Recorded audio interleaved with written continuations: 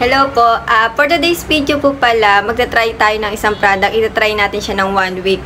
So, ang re-reviewin po natin na product, ito pong OMG Brazilian Daily Conditioner Keratin ang tawag nila, na nabibili siya sa Shopee. So, naghahanap kasi ko talaga ng conditioner na pwede ko siyang gamitin pang araw-araw kasi nga, tawag dito, medyo namamahalan ako dun sa ibang mga conditioner. So, yun, parang nag-try ako na i-try ito kung maganda ba siya sa akin, ganun. Kung maganda ba siya sa buhok kasi nga, parang yung buhok ko kasi parang hindi siya ganun kalambot. So, ang sabi dito sa mga review dito na ang lambot niyang gamitin sa buhok, ganun.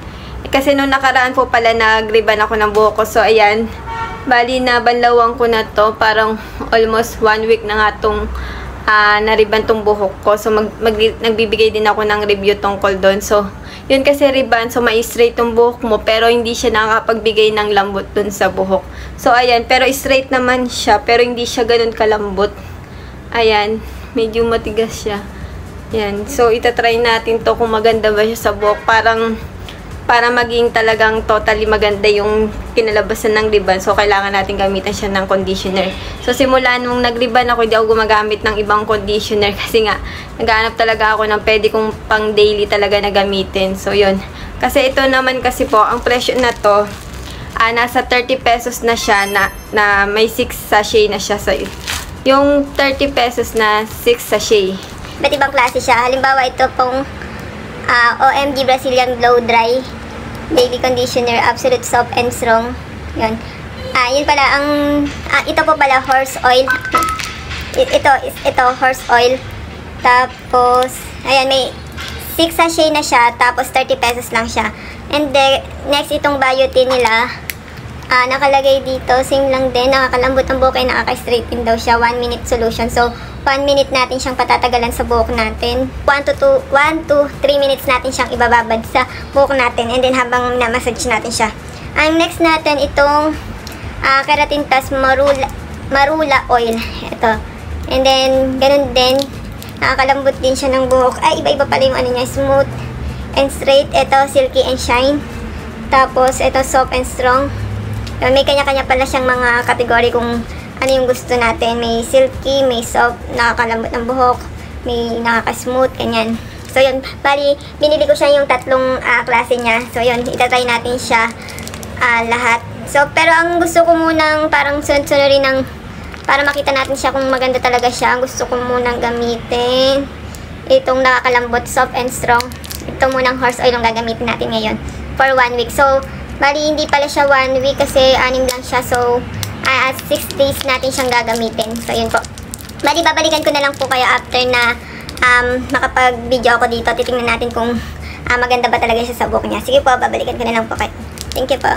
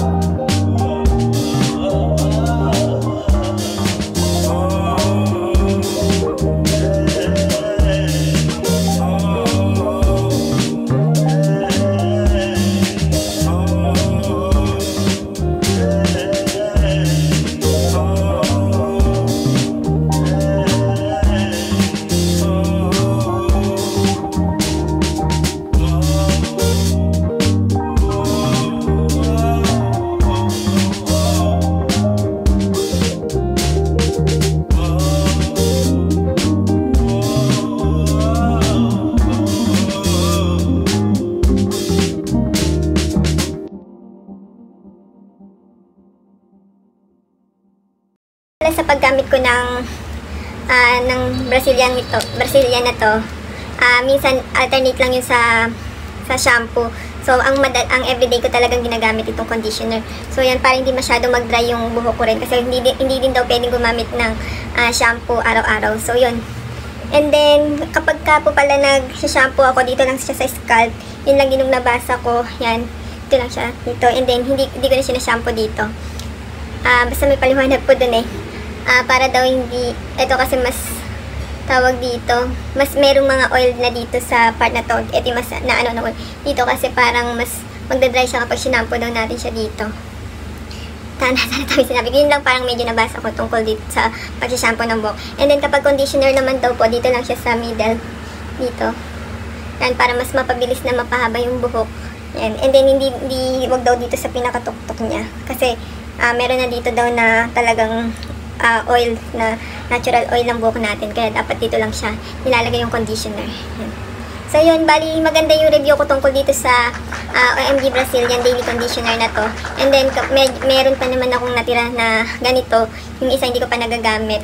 Then kapag naubos, order ulit ako. Parang ito na yung gagamitin ko na daily. So para hindi na rin ako namumblema din sa mga conditioner na gagamitin ko. Yan, malambot naman siya sa buhok at mabango siya. Yan. Pero hindi naman po siya yung talagang sobrang mag-i-straight yung buhok mo, kasi kaya po ganito lang din yung buhok ko, kasi nag-reband ako nung nakaraan, yung Greenwood Keratin Silky Straight Rebanding po. So yun lang din naman po ang review ko dito sa OMG Brazilian Daily Conditioner. And thank you po pala sa panonood, and then please subscribe din po. Bye bye po.